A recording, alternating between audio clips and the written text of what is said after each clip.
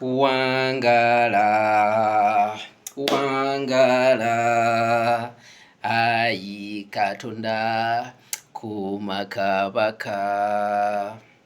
Ayi Ssaabasajja Kabaka Ronald Muwenda Mutebi II, nze musajja wo Kayongo Hakim, muzzukulu wa Jjajja Budda, muzzukulu wa Kasiraamu, muzzukulu wa Kanaana, mwana nzaalwa ye Bukomansimbi. Wasiima nkuweereze nga nsinzira ku mayengo ga 107.9 Paala FM era bene cuucu omulimu ngukola.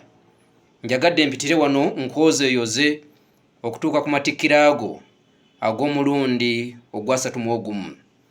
Bene cuucu tukwagaliza buwanguzi, tukwozaayoza okutuuka ku matikkiro ago era tukusabira ogende maaso n'okuba nti ossuuka ekirwadde ekigenda maaso n'okuba nga kikubala embiriizi.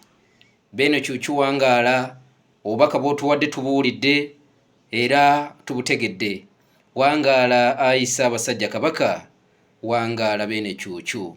Kansigale nga nkyali ku mayengo ga 107.9 Paala FM nkuweereze nga bwe wasiima.